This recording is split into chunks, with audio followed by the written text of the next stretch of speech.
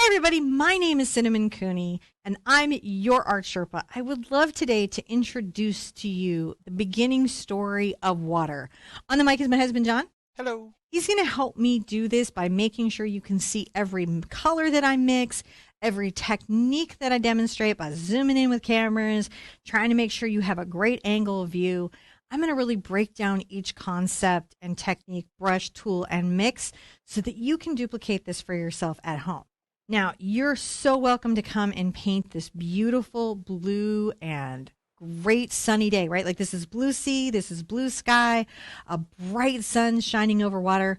But this is also part of a bigger program called Acrylic April, which is a 30-day painting program where we get together every day and we paint and learn a new technique.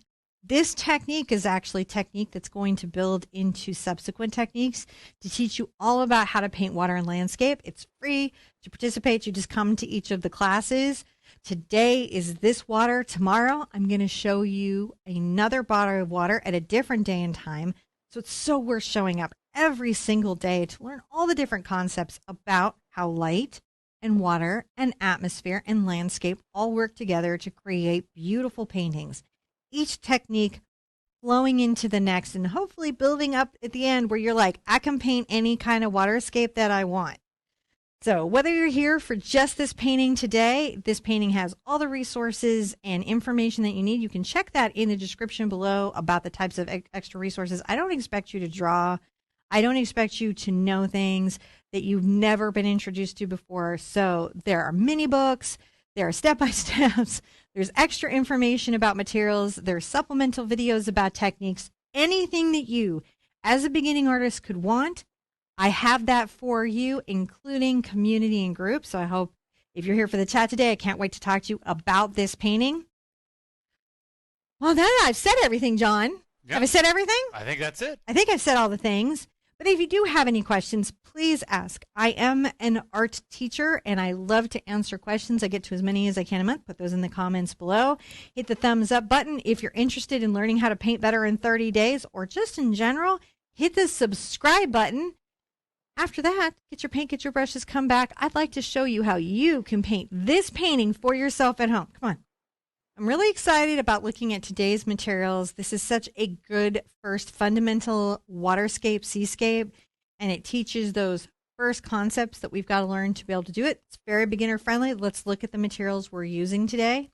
I have an 8x8 surface. This is a stretch canvas. You could use a variety of other surfaces suitable for acrylic.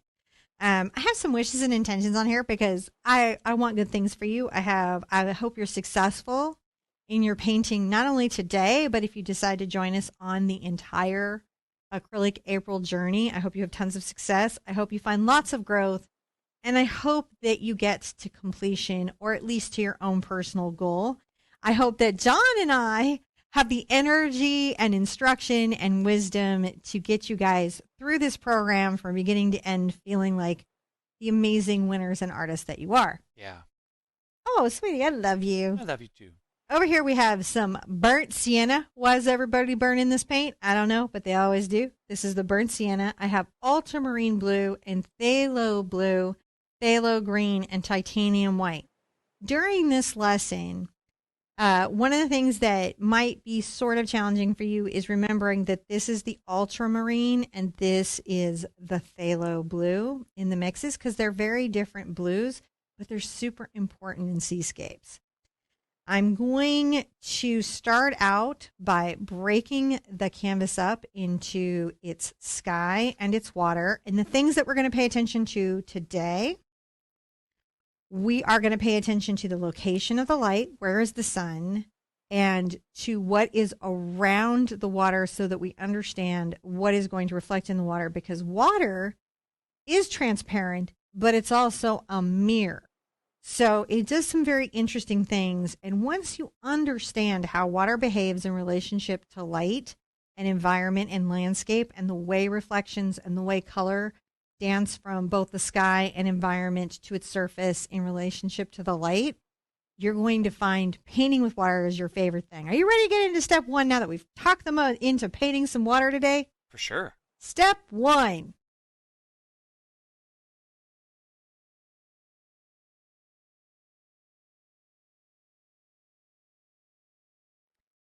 The first very important tool that I would like to encourage you to get is a tool called a T-square. These don't have to be expensive, but they really do help you do straight lines, because whenever you're doing a seascape or an oceanscape or a large lake painting, your horizon line or your distant water line is going to be level. It's not going to tip, and these can really help you prevent accidentally getting a tip.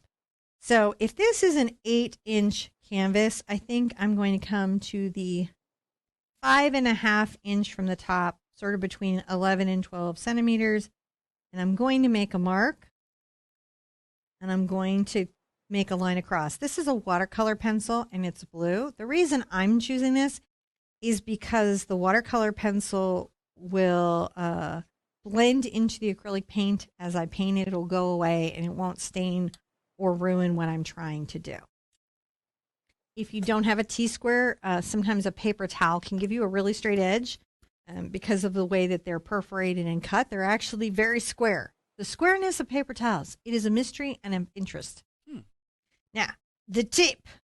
I must have the tape, because since our big thing is trying to find a horizon line, I want to pull out some low-tack tape and burnish it down.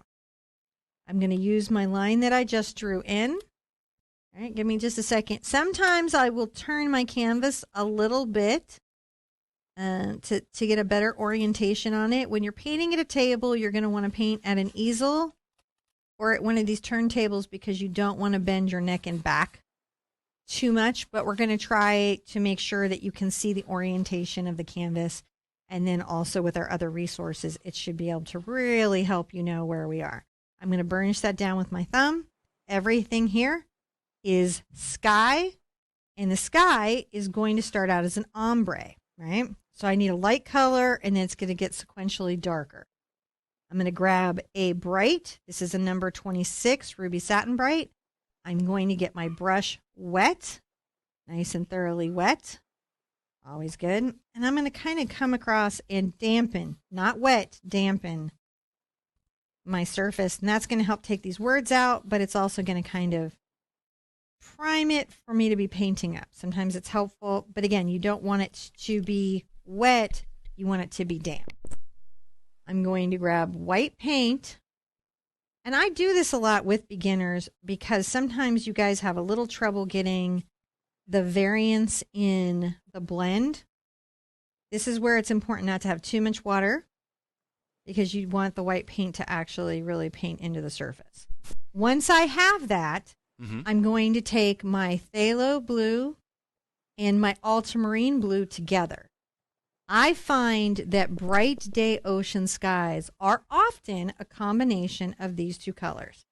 I'm going to come up a few inches from the bottom and paint to the top. You can kind of come around the edges if you want to, if that's something that you're wanting to do on your paintings. That is absolutely okay. I'm going to wipe off on a towel, and then I'm going to blend back down. And then back up. And what I'm trying to do is create a gradation from the top of the skyline coming towards the ocean. It just gets lighter. Now I'm going to come back in with my brush, get some more ultramarine and phthalo blue together, just pure, and I'm going to come in from the top. And I'm going to make sure the top of my sky is a deeper blue. You see that there? Yeah, this is a fun one to do. Now this, I really love that. It's so cool. I do too. And here's what, guys. Your success is about making sure that your paint is still wet enough to blend. And come down here. I'm very light with my brush, so I'm not picking up tons of paint. And you can see that starts to create that transition. Rinse out. And if you can, before everything's dry, take a blending brush. I'm going to take a mop. This is an oval mop, 1 inch. And I'm going to go ahead and brush back and forth to create a soft blend. Because often on clear days, we do have this gradation, but it's so soft and beautiful.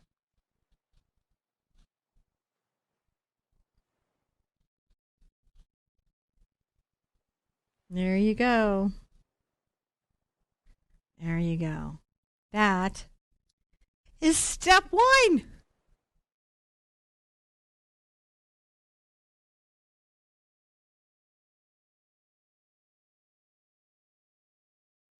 Now for step two, we've got to put in our light source because we do see our sun or are aware of our sun in this particular painting. I'm going to bring my finger really kind of, if this isn't halfway, it's just a little bit below the halfway. I'm going to make a little bit of a circle. This is a pastel chalk pencil, so it's not going to leave any residue or oil on my surface. And I want to talk a little bit about the shapes of clouds. One of the things is when you're new to painting, you want to kind of paint a cotton ball, don't you, John? You just have that sort of like perfect cotton ball cloud in your mind. And these clouds certainly begin to speak to that. But I want you to think about how wind currents at different levels in the atmosphere might blow part of the cloud to the left or the right, how updrafts and condensation and all these things affect these fluid flowing shapes. So we're going to come in here and help guide ourselves by making some lines to remind our own selves that clouds have wandering shapes. You know, and this is something that you will see in the traceable in the mini book talking about these elements and how they shape. Once you see it, it's pretty easy to kind of be aware of. And come here, pull some little clouds out, and then let's also talk about maybe some high atmosphere clouds. They're a little light and airy because these are typical to what we would see. So we have our light source here. If our light source is here, that means that our clouds are going to be a little bit shadowed underneath. Clouds are very rarely white. This is kind of the brightest cloud that you will run into. And you really have to be aware of where the shadow is. I think sometimes it's easier to paint in the darker form of the cloud a little bit and then highlight it. That way you are present to that. So let's get our overall cloud brush that we're using. This is a number 6 Cambridge, but what you're looking for is a round that is made of hog. The thing to remember about hog is it can get a little bit overly wet, so you want to have a towel or a surface to be able to wipe it off between rinses so it doesn't hold too much water because it gets a little thirsty, John. Now, the gray for sky that I personally find that I like is a little bit of burnt sienna and ultramarine blue.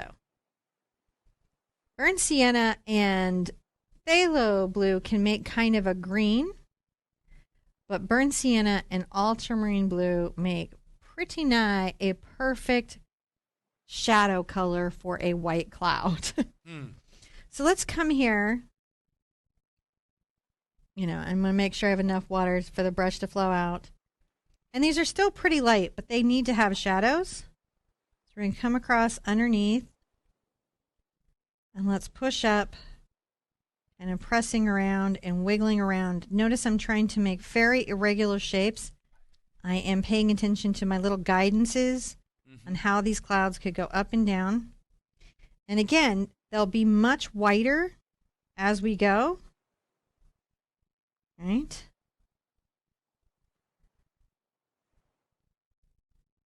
But we have to add those highlights in a minute. Let's get those shadows in. Let's be aware of the cloud shade. The reason I like a hog brush or soft brush or a little dome scumbly brush is because you want to have diffused, not hard edges. Notice how the edges here are kind of like wild and wandery. You want that in your cloud. Because clouds very rarely make a super hard edge. So I'm pushing sometimes. And notice my brush is not a particularly tidy brush. I'm going to turn a little bit towards my left just to have a better angle with my brush. I'm still above the horizon line working in the cloud. When I turn the table, I just don't want you guys to get lost in what I'm doing. You can see that little form right there. Let's orient back up. That's a nice little form that we have right there. And we've got a little friend here. I have rinsed and wiped off, and now I'm getting some more paint loaded into my brush. Maybe this one is a little bit more blue, just so that I can see the space between the clouds too. Clouds each can sometimes have different personalities. And I want to make sure that I'm playing with all of those as I go. You'll notice that this shadow color is almost the color of the sky. That is a clue about how not only is things are going to happen up here, but how things are going to happen down here. Sometimes when you understand why something is happening, it makes it easier to do. And I don't really need to put that much shadow up here, but I'll start just so that when I put my little white fluffs, notice these are like little horsetails, little bits. Is that the correct term for that type of cloud? I don't remember. I don't know. It's the little wispy bits. Let's just call them the little wispy bits that happen up top. And then we can also take a little bit of white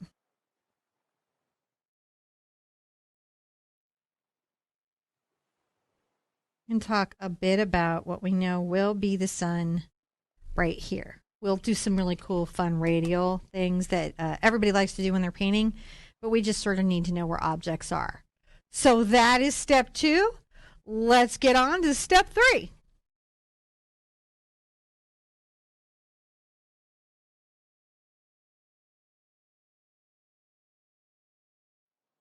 All right, you artists, on to the next part of the painting. We're going to talk a little bit about what happens between the water and the cloud bank, and also what happens on the cloud bank from the light source, right? Which we have already kind of put in for ourselves, which is our sun.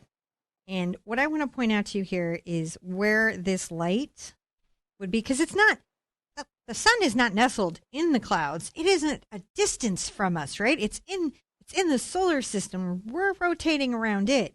It optically looks like it's being held by the clouds, right? But it is not being held by the clouds. The clouds will not go behind the sun. No. However, on our globe, there is a cascade of light coming at an angle that we can tell by the sun's positioning. And that does mean that parts of our clouds will be highlighted. Because again, they're not flat objects layered on each other. They're amorphous, billowy objects that are dispersed across a curved atmosphere going off into the distance. Not to kind of blow your minds, but that's actually what's happening. So even though in our painting they appear to be layered up, and I'm just using the chalk here so you guys can kind of see what we're talking about. Where could light hit these? And that's how we kind of create the sense of these little billowy clouds. Lots of ways to make clouds. You can use sponges. You can use all kinds of things. And even these up here, because they're so high, they're not thick enough to really shadow in the way that cumulus clouds can. Distant little airy clouds don't. And so they're going to be mostly white. We're also going to lighten some space between the water and the cloud bank. So let's do that, shall we? Back to our scruffy brush, our hog brush. I'm going to get some white and just tint it with just the smallest amount of our dark color. Right? We want it to be lighter though.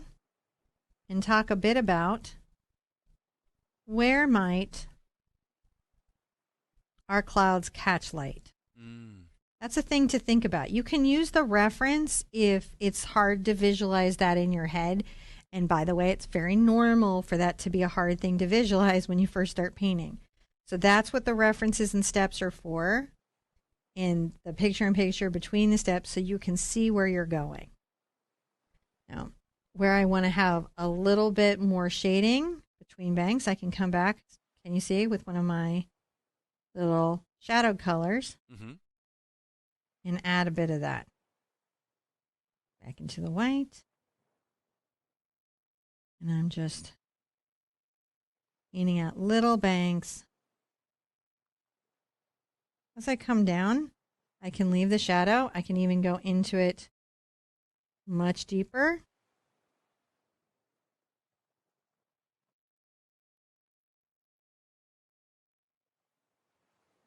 And you can see how the cloud is shaded in the sky. Mm-hmm. Because it is. It really is. It is. And, you know, light's hitting it and it's helping it have form. It's what we're kind of always talking about. You know, and also this is condensation. It's really fun when you get to fly. If you've ever gotten to fly in a plane or hang glider or anything, sometimes I'll add a little more white. But what I'm not doing is just circle, circle, circle, circle, circle. Right? I'm finding form and shape, and I'm trying to come in here and paint the edges of it. A little bit right here. Pretty nice coming out. And it's okay that a little of the background shows through. My pressure is light. I'm still thinking about those wonderful little shapes that clouds can make. I can get a little water on my brush if I need it. If it's getting a little dry, that's always doable. And we can remember that underneath the cloud, now if you now think of it as those dimensional shapes and you now think of it as having a sun that's highlighting it, right? It's much more of a living, organic thing. Right? Have it be a living, organic thing. You can practice making cloud shapes. Hopefully, you know, you've watched some of my cloud videos. I have a recent one for this series that I did to help you understand how I make different clouds, the brushes I use, and why. But really with clouds, it's always just practice. I'm going to turn my surface a little bit just so I have a more comfortable angle because I don't want to turn my back. And I'm working on the back tier of the cloud here, the back far side towards the left.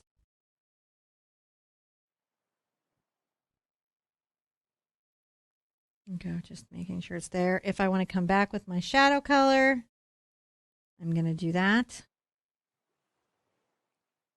Make sure that the underside of my cloud has shading, which it does. It needs shading. It's not that it's a stormy cloud. It's just a solid one, as much as clouds are solid, which is a weird thing to say, isn't it? Yeah, it is. But they are. They kind of seem solid sometimes. They have some aspects that they share with solid objects. They still are kind of in the stormy day color sphere. It's going to take that next layer that we do on it. But while we're here, I'm going to reorient to the horizon line. I'm going to come here and make some little back and forth. Now I'm going to put these little atmospheric guys up.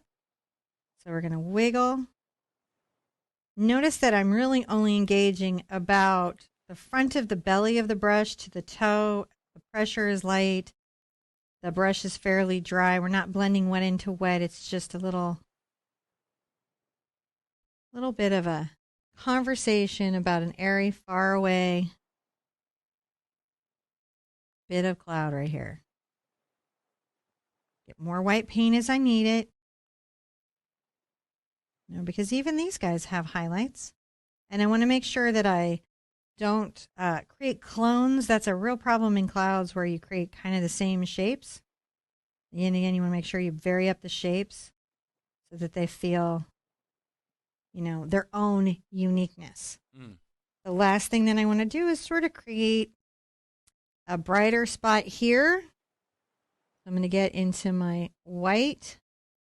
And interestingly enough, my phthalo blue uniquely, right? I'm going to turn this just so I have a nice long stroke. So I've turned my surface just so that my stroke is long, and I've turned it kind of leftward. And I'm going to brush along the horizon underneath the cloud in long strokes. That's what's happening. Sometimes we zoom in so you can see what's going on. I'm just going to make this very noticeable. Lightening it up. All right. So now we have sort of that shocking lighter area that can happen underneath the cloud bank between the water and the first of them. We've got room to put some little distant stragglers, and we've got the beginnings of our upper atmosphere. So after this, we got that last little bit of frosting that you do on the sky to pull all those little fluffy bits together. And that's going to be the next step.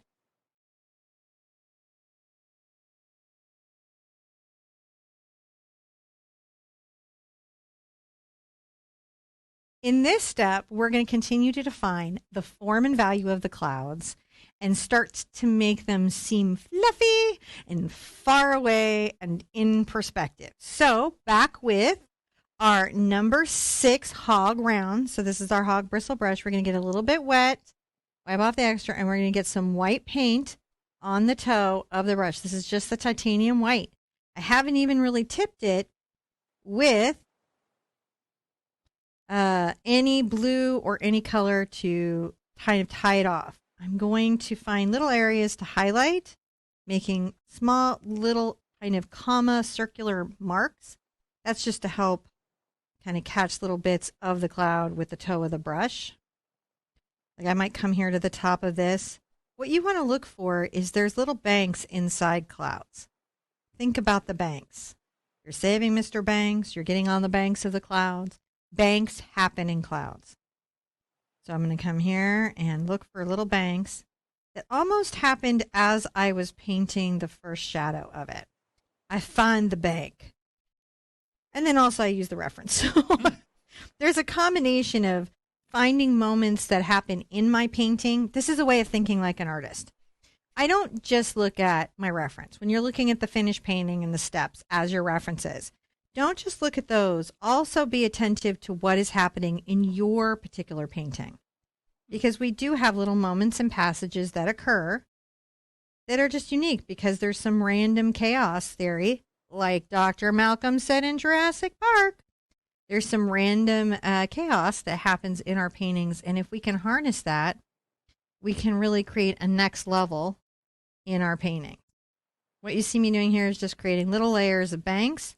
Because again, the clouds aren't flat, they're dimensional, they're built. Definitely there would be one, here. As I paint, I'll notice that the brush isn't offloading well. And what that is, John, is that the paint is sort of drying on the brush. And that happens. So when you start to feel that going on, the drag, that's the resistance the canvas is giving you to allow the brush to travel its surface. Drag. Not like a drag race. There's no NASCAR here. Sorry. Is that drag racing? That's something different, isn't it? NASCAR. Sorry, NASCAR fans. I don't sport well. They're the endless circle of left turns. Endless circle of left turns? Okay. So drag racing is generally in a straight line. I don't know anybody who drag races curves. That would generally be like formula or track racing. I love how I use analogies that I don't have a firm understanding of. Like I should just stay to like my movie and geekery analogies because whenever I exit those and I try to do anything normalizing, like, say sports, I use all the wrong metaphors and terms and wrong comparisons. I saw a great shirt that said baseball and it had a football on it. Like that's about how I feel. That's me. Some ball on a field, right? There's grass, there's a ball. I got you. Sports. And some stuff. Go team. Go team. But what you can see me doing here is finding little moments in my painting, using references to find my clouds, reference the painting, use your references, be aware. But also look for moments. And what I mean as a moment is, and I don't know if you can zoom in on this right here, and I'll turn this a little more straight. In this cloud, I have a bit of a highlight here and a bit of a shadow here and another bit of a highlight here. It happened as I was painting. That would be a moment in the painting. And so when I would want to find that moment, even beyond what's happening in the reference, I might choose understanding the nature of clouds to pick this little bank right here to exaggerate, whether or not that bank was in my specific reference. And that's what I mean about like, you always want to balance your reference photos and your reference materials, like the finished painting, to what is currently happening on your surface. I just wanted to show them that one little minute there, Mm. right? But I know that I want to have a bank here. That isn't really a moment happening in my canvas. That's one that I'm creating. So those are the two different things that could be happening for you at home in your own painting. And look, it's real easy when you're new to feel like your thoughts and your instincts and your ideas have no value, right? We don't feel like experts when we start out. We don't feel like our instincts are of value. It takes like consistent work and experience to do that. But what I want to suggest to you is that there's an inner artist inside of you, and it does have insight, and it is good to start listening, because you can be a brand new artist but still see something very significant in your painting. That isn't something that necessarily only comes from experience. It often comes with experience. Like, experience will give that to you, but it can happen just in process. You can see how we've kind of created that there. And we've got some little fluffy little clouds, right? They're fluffing up. They're fluffier. They're getting there. They're getting there. Maybe come back in with a toe again and another little layer. See how each layer adds a bit more? This layer now finds these little areas, and I'm just coming to the top of the implied banks, creating an even brighter area, because when the sun is bright like this, there are parts of the clouds that are quite bright. So you have to make sure that part of your cloud is quite bright. Rinsing out my toe, and I'm just going to go through and find those tops of the banks and brighten them with another layer of titanium white. I will regularly rinse out my brush, and that is because I want to make sure that the paint isn't drying on the brush. You can see me just touching. I've got a pretty good load on here. Look how much paint is on there. I'm trying to offload a good amount. I am just touching a bit of it. You can see the stroke is kind of a little curve. You know, I'm trying to, in my stroke, and this is something that we do in painting. So we have the value of the painting. That's how light or dark it is. We have the hue, that's the color that it is. And then we have the brush stroke, that's the mark that you're making. And all of these in a dance together creates the illusion that is our painting. Just, they can dance if they want to. It's the arty dance. A-R-R-R-R-T-T-T.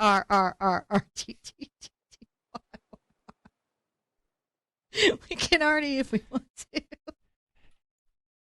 I'm fine. Things are fine. You're fine at home. Painters without palettes. Painters without palettes. Oh my goodness. We are so funny. But what we're doing here is just finding those little moments and making sure that our clouds have those bright highlights, those stunning highlights that would exist, you know, in these little moments in the sky, right? I'm not painting solid little forms of white. And that's probably the first, you know, thing that was challenging in your clouds, is that you were thinking of painting soft little solid forms of white, because in our mind, our clouds seem like white fluffy little beings that float around in the sky and sometimes deliver storms, right? What they also are, very colorful. And that's something you're going to learn through this series of paintings, especially, is how warm and colorful and cool and dramatic these clouds can be. It can also be a nice idea, and I'll put a little bit of blue back into this. I'll get my ultramarine blue and brown mix that we had earlier. You can also put in some, a little more white than that, little distant bits on the far horizon. These are far away bits.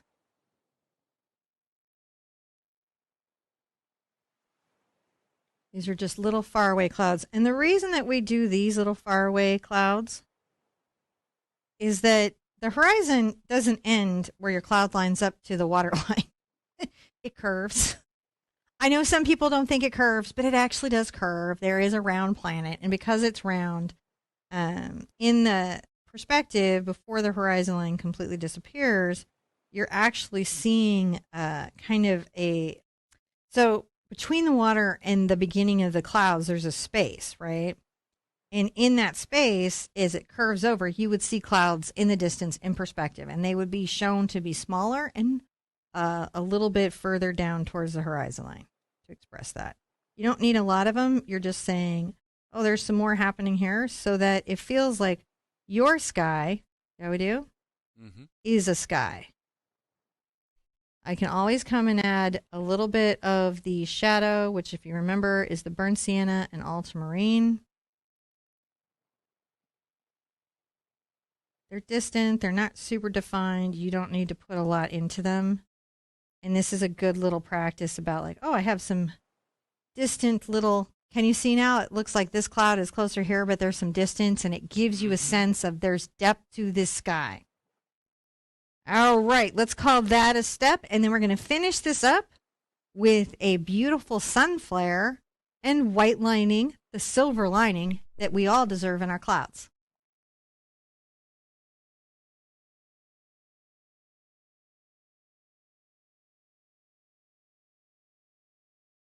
Let's create a little bit of drama and fun in our cloudscape. Let's give ourselves a flare and a silver lining. Now, I feel like on the silver lining, I like to use the fluid paint. This is titanium white fluid paint by Golden Acrylic.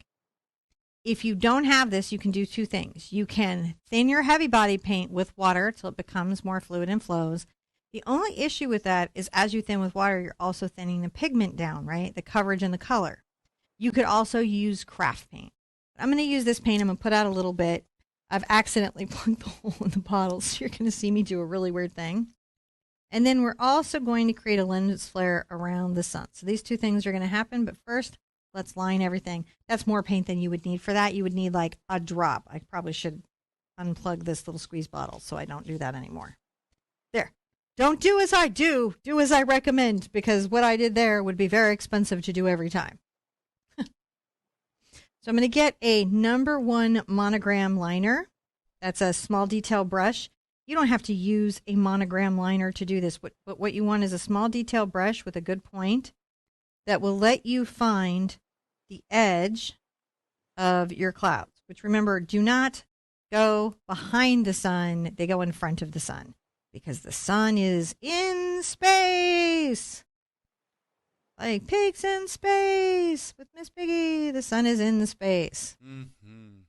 So there's this wonderful light that shines through cloudy days like this. And if you can do this little white lining, and artists do this a lot of ways, like sometimes they use a palette knife, sometimes to like put out really sharp edges and bright white. A lot of ways to get it done. This is just my way. But I'm certainly not saying it's my way or the highway. Though, in all truth, like whenever anyone says my way or the highway, I always think to myself, yeah, but the highway has 8 lanes and gas stations, so why wouldn't I always take the highway? Right? Like, this is a bad analogy. Highway, highway, please. That's like tea and cake or death. Tea and cake. Tea and cake every time. Every time. Every single time. Highway every single time. I will take a Stuckey's gas station. Thank you. Yes. Right? Instead of back road, scary, terrifying gas station with no lights and a blinking old timey pump. I mean, highway or the highway. My dad was just a big fan of saying that. And of course, you know, he got stuck with the daughter who would answer back, but yeah, Dad, the highway. I'm sure he appreciated it so much. We want to definitely come on all the little edges of this. And you can even come down some of these little banks and formations that you made to help define them. And notice how I'm making sure that these lines are fairly wiggly. And doesn't that create a little bit of drama in the painting? It does. Yeah, it's really quite special to do this. And I think it's an extra touch. It's not, a beginner can do this technique. Can you line your little bumpy things? Yes, you can.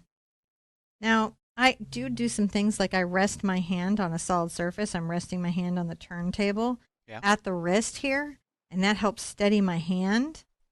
That lets me keep my pressure on my brush pretty light.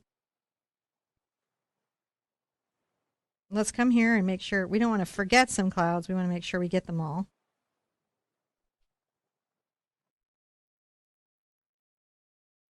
I love all these different little bits. I like painting clouds. I like painting water. I like painting grass. I like painting weird little things.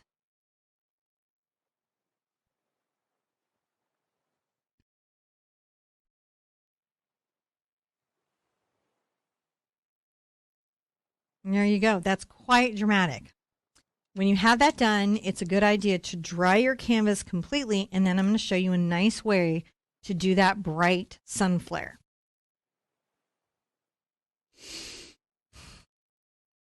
So it's really important to make sure the lining is dry, otherwise it will drag with the next technique. I am going to use the acrylic glazing liquid gloss. If you don't have this, you will just have to thin your paint with water. And the issue with thinning your paint with just water is that it takes a lot longer to bind. So you wouldn't want to paint over that layer if you do it with just water. I'm going to show you both. That way, whether you have the medium or you just have water, you know how to do it. I'm going to take a number 12 Princeton round blender. I'm looking for a soft, domed, or round blender. This is a synthetic filament and it's fairly soft. It's not scumbly like my wonderful cloud brushes, which are very scumbly. It's very soft. I'm going to take and add just a bit of my titanium white to my glaze, and I'll show you here. I'm going to come up and I'm going to very lightly start to create a radial of a flare. You can see why it's a little more challenging to do with water. Like if I just do it with water, yeah, right? You can, and I can even come here and kind of thin with water. See? It'll blend it out. But it just takes the water a lot longer for it to dry. So if it's just water, it would look a little more like that. And it just takes a little longer to dry.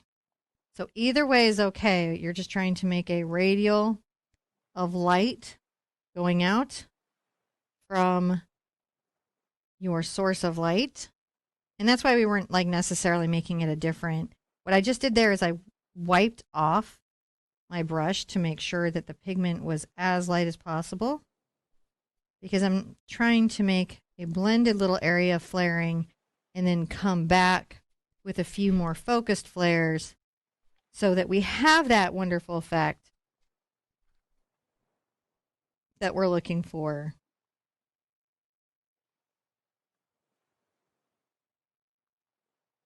And you can see why I wouldn't want to necessarily go over the white. I'm going to get back into my glaze now. Now that you've seen it with water, I'm going to use the glaze. Why do I use the glaze over just water? Because the glaze is, by its nature, just a little more stable.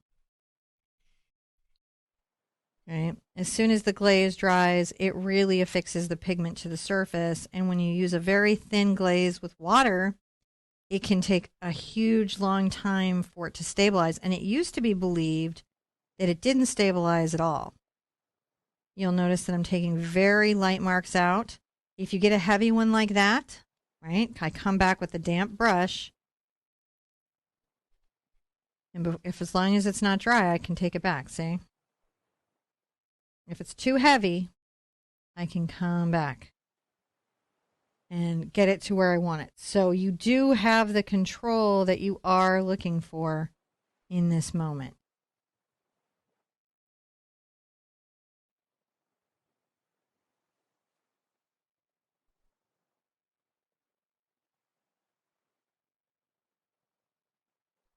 All right.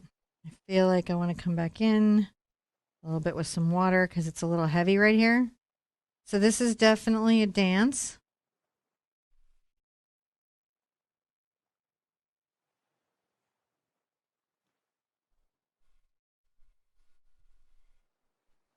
And then I'm going to take my, I could probably take my round here too, but I'm going to take my cat's tongue.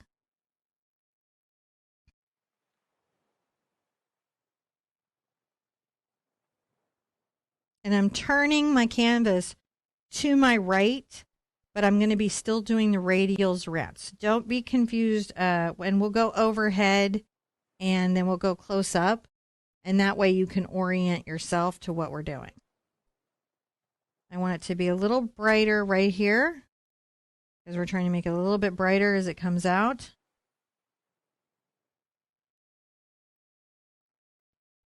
Okay.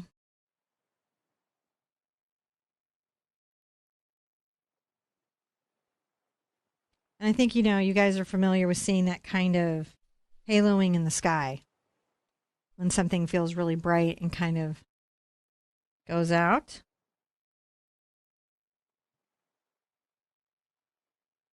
And then in the center here, I definitely want more white.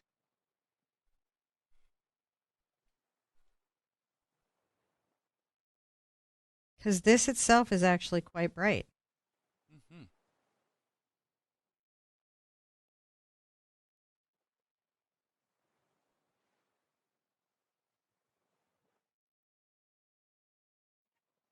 I'm just going around very carefully, speaking to a flare.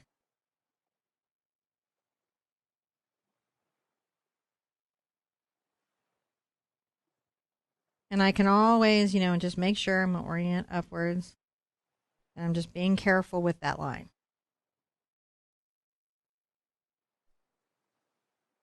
You can see what I mean about binding, like it can unbind. Oh yeah. So that's what lifts you're... up a little bit. Huh? It just kind of lifts a little bit. It just lifts back up a little bit. So you've got to find that space where you're showing the stronger radial lights, but also... But now you're kind of getting that sun. Now I feel like there's a little area here that I want to...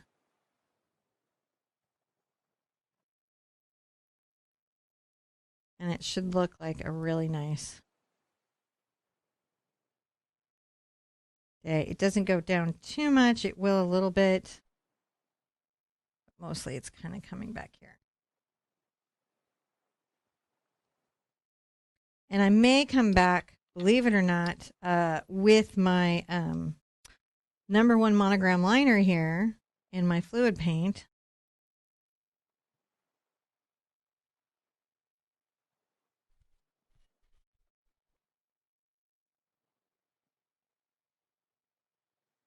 Let me show you a little trick here as well.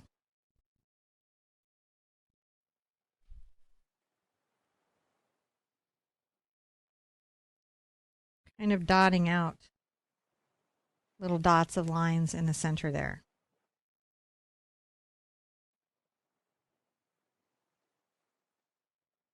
You guys see that? Yeah, that looks really cool. It is a really nice technique. And it creates an extra little event. It's not something that's hard. You're just coming on the tip. If you don't have a fine brush, you can do this with a toothpick. When you're new, you don't realize that there's just so many ways. And I'm going to continue to dot these out. So the dots create that sense of sort of sparkling light while still allowing a lot of canvas to show through. And it's another way to trick the eye into feeling like it's seeing some type of twinkling. You don't want to, you want it to be such that it's not stripes. And that's just the dance. And you can do that dance. Because remember, it's not about executing every single thing so perfectly. It's about learning the techniques and the ways that you can accomplish something. All right. I feel like that's looking pretty sparkly. Mm-hmm. You can kind of see how these little microdots coming up, they create a little sense of sparkle, don't they? Yeah. Like the sun is a bit twinkly. So now you have this white cloud bank. It's very, very bright. I might, even though these are far, far away, come here and just touch them up a little bit with not as quite of a strong of a line, but just something that lets them...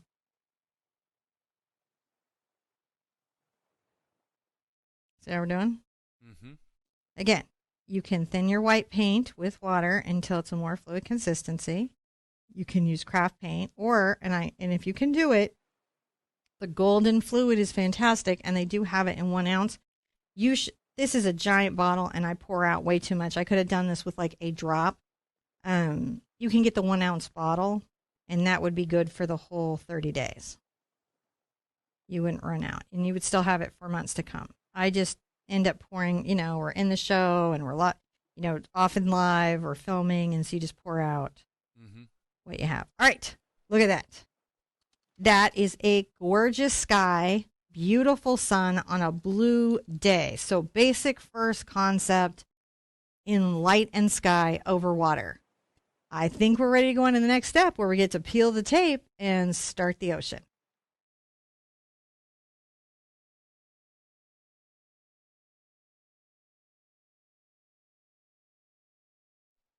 Now that we have completed the sky, we get to do the fun part, John. Zoom in on this, man, because it's going to be so satisfying. All right. You ready for this so satisfying tape pull? We get to do this twice. A lot during this whole month. So enjoy. Low tack tape, slow pull. I feel like we should have interesting music for this. Because it's so satisfying. I don't even want to rush it, right? I'm just like I know these videos need to be short, but I want you to enjoy the tape pull. Because I know some of you are like, I just wait to the moment when I get to pull the tape. This is also, on an art technique level, a good time to check your burnish. Because if you have a lot of paint that ran underneath in a capillary fashion, what happened there was that you didn't burnish the tape down well enough. If a lot of the paint on the surface pulled up, you used too high a tack of a tape. So those are 2 ways to challenge it. Now we get to push it back down again. And the reason we do this is that we want to protect our sky when we first come in. I'm going to turn my surface a little bit to the side. I do that, and I recommend you do that so you have a good eyeball on the line, right? So sometimes I look at my canvas at a different angle. I'm turning my horizon almost vertically so I can line up my tape going down. There we go. And then I'm going to burnish, because we just talked about this. And I can burnish with my finger on the edge of my nail. They have tools for it too. I could probably use a rubber painting tool or sculpting tool. I just want to make sure that as I'm painting my ocean, right, that I've got a nice horizon line. Now, because this water has a little bit of wind over the surface, even though it does not have wave, the surface is broken up by the way the wind is pushing the water. This means that we don't have to deal with a mirroring effect where what is above the water on a completely still day is perfectly reflected, but a shade darker. What we get to do today is pay attention to the colors and the basic way that the sky might reflect into the sea, and the basic way that transparency will go, and then the basic way that light and, clouds and different objects might be seen here. Right? But not with having to be so very specific. So those will be 2 ways that we're going to be exploring this whole month, is how light and water and atmosphere react with each other. This is a slightly windy day. I'm going to take my number 8 cat's tongue, which is all smooshed up with a little bit of yellow paint. You can use a filbert. You can use a bright. Either is fine. I'm going to get a little of my blue and my ultramarine here. This is that deep sky color, and I'm going to come to the back, and from the left side coming over and then thinning a bit. Doesn't actually get too strong in the middle, and I may have to come back with a lighter color in the middle actually to really delineate it. So I'm going to put the blue here now, but I'm going to come back with a bit of a highlight in the middle. So this is ultramarine and phthalo blue. Also, up front, I'm going to start to put in a little bit of this. I'm going to be a little loose with the stroke. It takes a couple of layers for this to work, just because blues are somewhat transparent. Certain colors are very opaque naturally, and certain colors are transparent naturally. And phthalo blue and ultramarine blue tend to be a little transparent, but we're going to play that into our favor. I'm just kind of brush stroking back and forth. I'm not worried about texture at this stage. And I don't have to worry about texture because there's going to be so much movement and chop in the water. This part is a very beginner friendly thing to learn because it's just so choppy. Now, for this part of the ocean kind of going around, we're going to take our phthalo blue and our phthalo green together and make phthalo turquoise. We're going to lighten it a great deal with our white and come through the edges here and paint that in. I might grab my fluid white. It doesn't need to be fluid. That's not why it's fluid. It's just there. Now I can come back here and kind of blend that in a bit.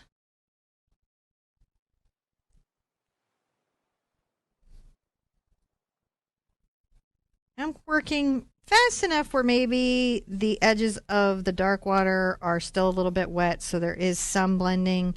If you're working slowly and you have striping at this point, as long as you do the next layer, it should smooth out. Right? This is about a 3 on an easy day to 4 layer process of paint. I'll come back here, getting the dark value. And I'll angle my brush. So I'll start kind of low and sort of angle this way. And I will come here and just tip a little, not even that far in, like a little bit here to the outside. All right. On the toe now, and you can see me sort of brushing back and forth. Everything is wet. I'm kind of creating that initial thinking that will be happening. Now, there will be a corridor of the blue-green that comes down here, right? And we will have some blending over here. So this is about catching the different ways that the sky and the ocean are reflecting on each other. All right. That's a pretty good first layer. I highly suggest that you dry it. You're looking for a little dark edge here, a little bit of dark edge there, some phthalo turquoise to the middle, and some more of the darker sky color up here. Dry this, and then we'll come back for the next layer.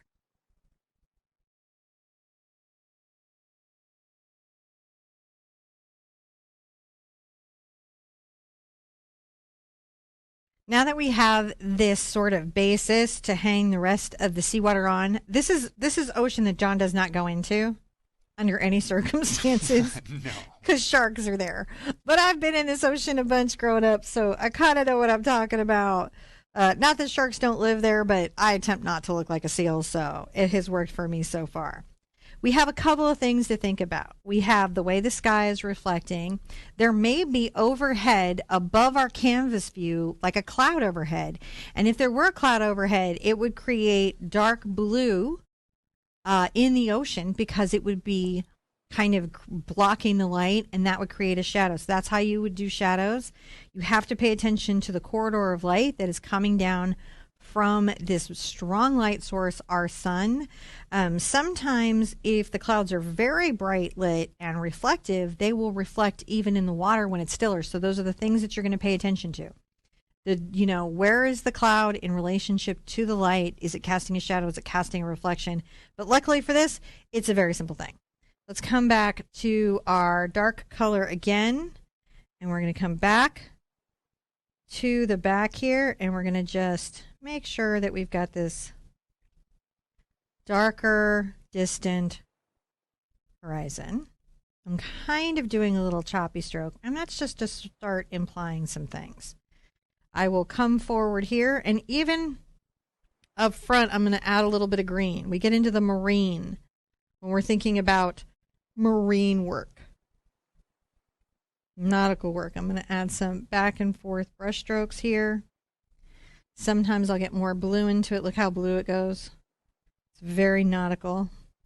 Whether you're doing waves or you're doing choppy water or still water, having a sense of the blues that do create the ocean in different areas of the world is helpful.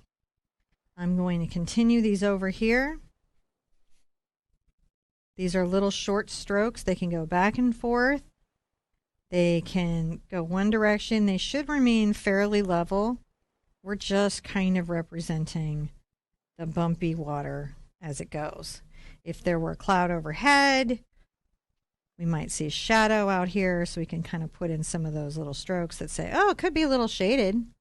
Could be a little shady. Yeah, it could. A little shady, yo. All right, so we've got that going there, right? So now you kind of see a little dark edge, a little kind of dark here, a little dark there. I'm going to rinse out, and I do that just so I can start anew.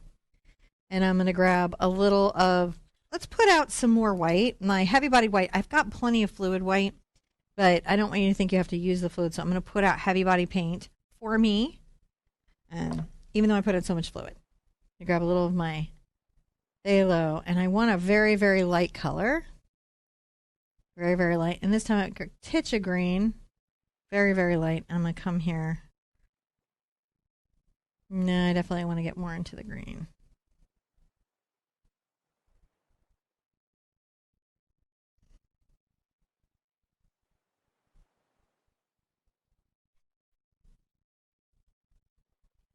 We're getting into these highlights. Sometimes a little more phthalo blue. Sometimes a little more of the green. Where we are coming down from the sun, let's get quite light. Still blue though. That's what you see me kind of trying to determine, is like still blue, but lighter in the water, even up to the edge here, coming through.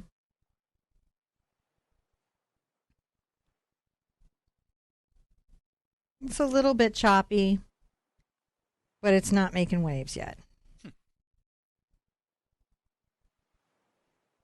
little bit of the blue there. So you see me kind of coming back and grabbing bits of blue and bits of white. I want a lighter color through here, kind of slightly darker than that at the edges. This is a weaving.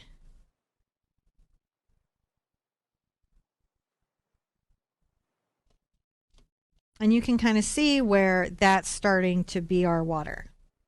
Blue over to our green. Let's get some real life aquatic color here.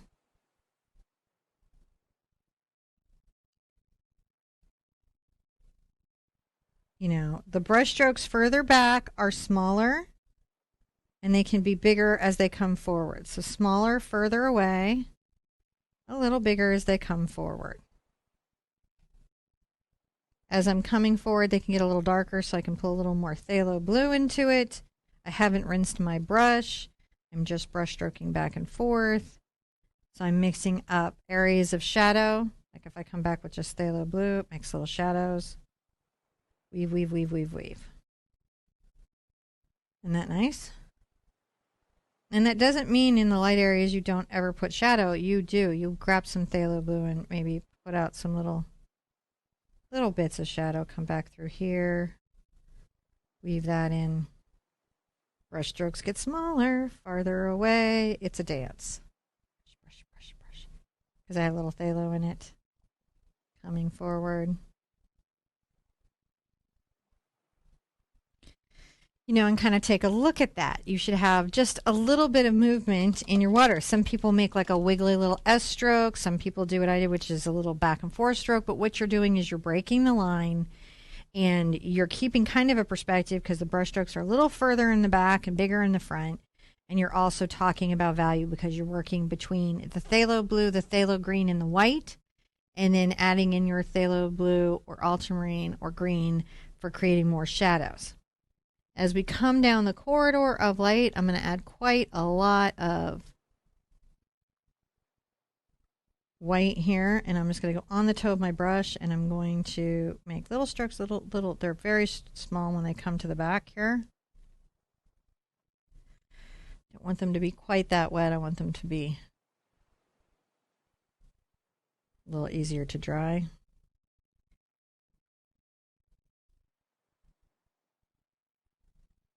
Come around. And you know, this light color can be anywhere out in the ocean, right?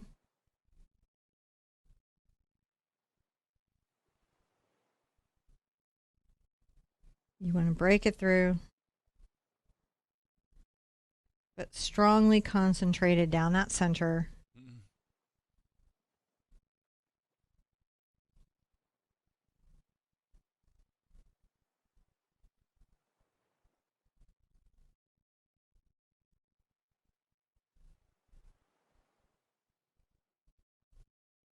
You get a little more blue into it, you can.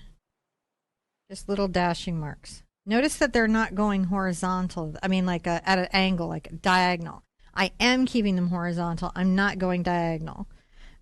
Doing a diagonal movement in an ocean really is done with waves and other types of brushstrokes, and you have to be really careful because you have to balance that with the horizontal, depending on where you are in perspective.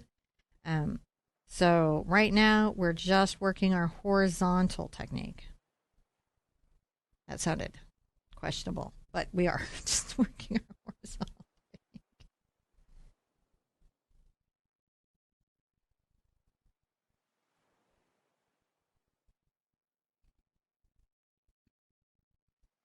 Look at that go.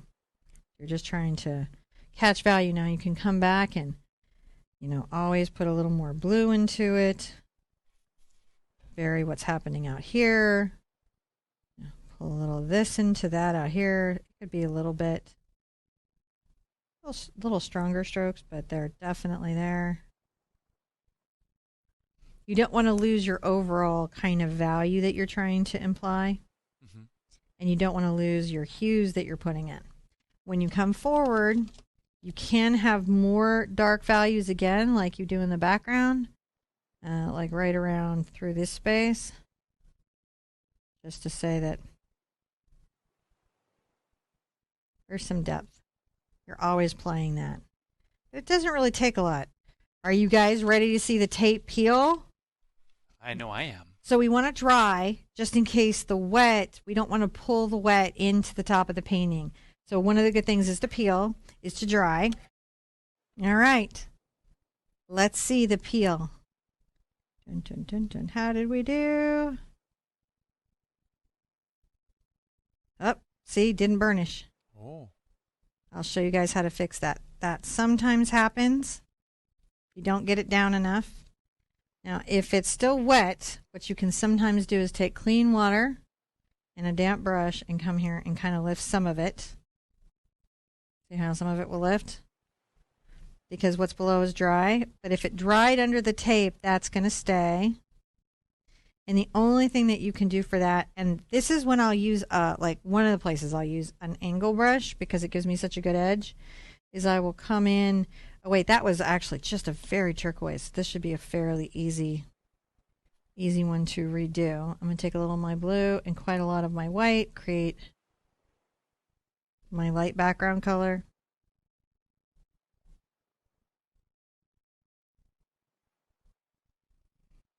Just want to make sure that you've got enough.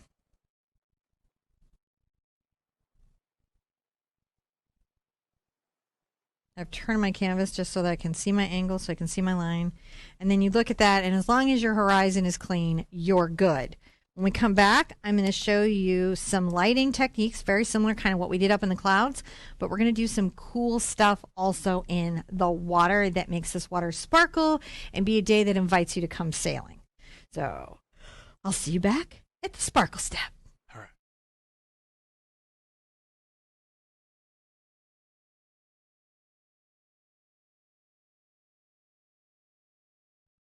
Okay, so we're ready to sparkle our water. I am going to change my dirty water for some clean water just so that my white paint is working really well. And I'm going to start out, I could get a bigger round, but I'm just going to go ahead and work my monogram liner because it's out and it's here. And I'm going to get my fluid paint. In the water, I'm going to want to come and make little dashes and little dots. This is the light that is reflecting down the water. These should be fairly horizontal too. Little splashes, maybe more concentrated in the distance or in spaces, and that's because the water is rippling. So the highlight of the light may concentrate in areas.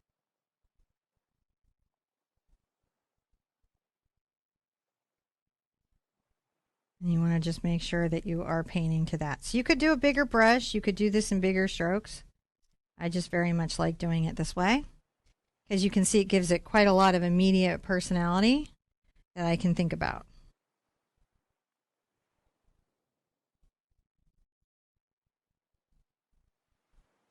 And I can come also do little dashes and dabs, kind of like I did for the light going away.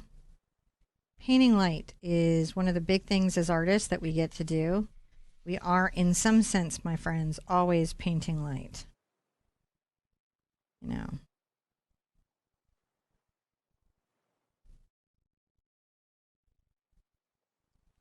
So already you can see that light's coming down. We're going to be bringing that all the way down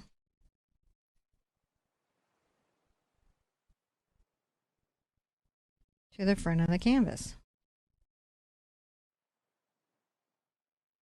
It'll concentrate in this corridor where we had our lighter color, but it can find its way to other little places on the surface. You know, our little waves can hit the right angle and reflect light back like little rolling mini mirrors. They totally can. So you can have a little bit of sparkle out here and there.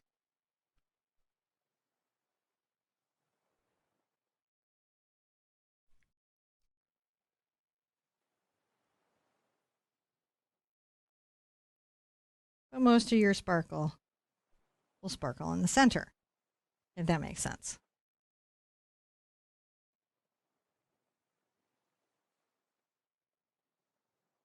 These principles are the same even as you start to paint structures in the water like waves, and try to think of waves as structures. Sometimes if you can get out of your own head about the words or definitions of things and just look at the shape and form of an object, it can help you have an easier time painting it. Right? So if you're not painting clouds, or you're not painting the sun, or you're not painting the ocean, if you can step away from that just a minute during the creative process and just paint the lines, the value, the hue, the texture that you're seeing, you can kind of go around the parts of your brain that are more literal and analytical and want to be symbolic with these things, and just let the parts of your brain that are looking at the way objects relate to each other and spatial information have more of a creative insight into what you're doing.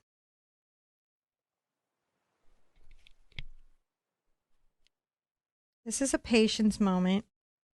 This is the part of the painting you want to just learn the process. Everybody's got a little bit of a different dot, dash line, little kind of way that they express this concept.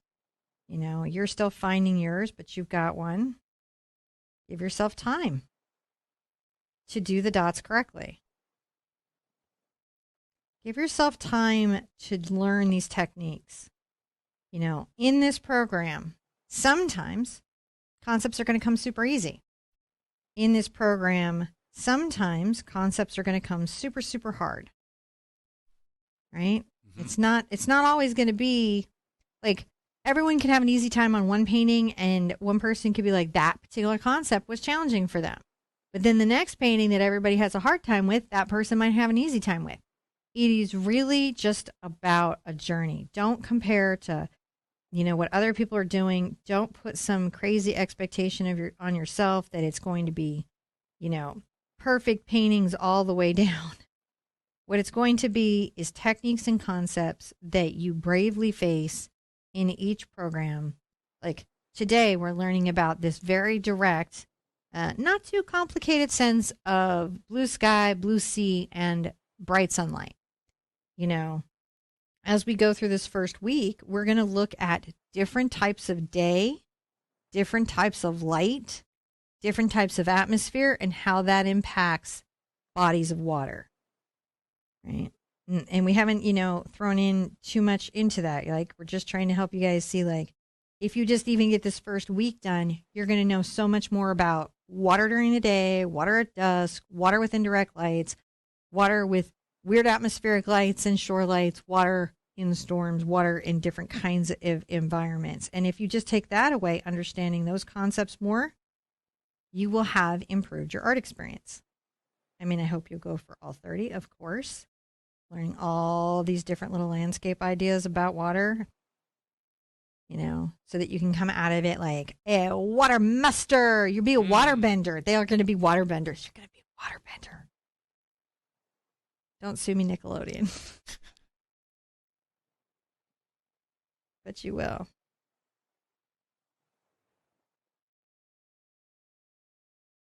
You know, with a little bit of airbending because we're going to be doing skies, because you really can't talk about the water unless you talk about the sky. And even when you don't see the sky, you see it in the water. That's the thing to realize, is even when you don't think it's there, right? Even when it feels like it's not there, it's there. Water tells us so much about what's happening. And it's so important that we honor that. I'm just trying to make sure that my sparkles going down feel like, you know, about the level of work and chop that could be happening in this seascape, right? Just getting that understanding of what it is and where we're going. I really think this came out so good. What do you think, John? I like the sparkles the most, actually. Yeah, the whole thing is like everything, it just comes together when the glitter is there. And for the glitter haters, what?